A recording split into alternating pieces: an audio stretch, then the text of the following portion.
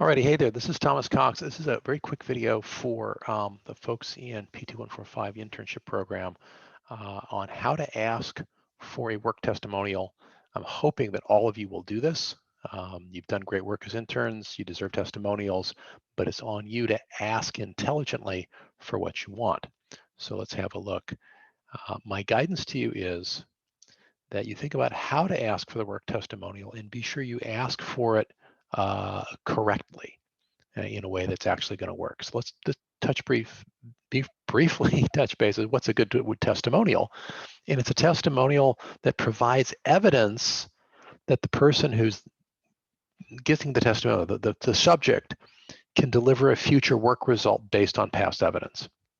And the testimonial should come with somebody who has standings, right? So a good work testimonial has the evidence that Fred can do this thing, create this result, this outcome, and it's an outcome that matters to a future employer. So it's not any outcome, it's a very strategically selected outcome. So the first thing you got to do if you're going to ask for a testimonial is you want to ask somebody with standing to give you the testimonial about this specific outcome that the future employer would care about. And in your request, you should remind the person about the evidence that you'd like them to mention. And let's have a look at what a good testimonial might look like. Bad testimonial is, Joe's a good salesperson.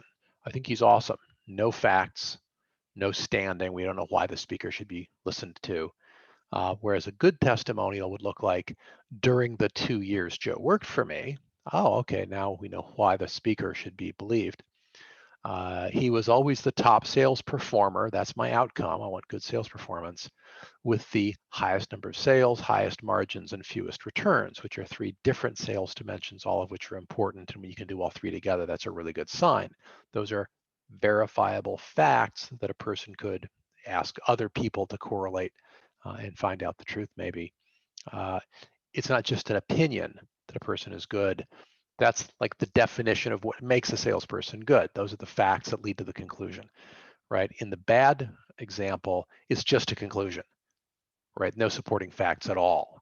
That's a bad testimonial. So what you want to do is in your request, you want to figure out who you're going to ask, which outcomes do you want them to mention, and you might remind them of the facts involved. So here's like a really bad testimonial request is, would you give me a testimonial? Don't say that. Just don't do that. A weak request is, would you be willing to give me a testimonial about my sales abilities? I mean, at least we know what the topic is.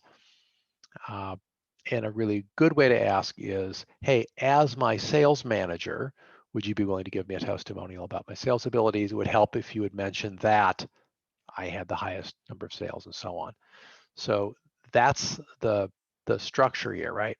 Is you want to make sure you figure out what is the work result you want to ask for a testimonial about.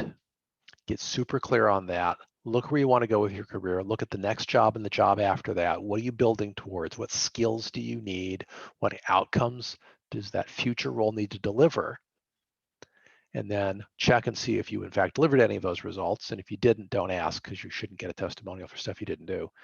But the things you did do that the future role wants, ask for that in the testimonial request.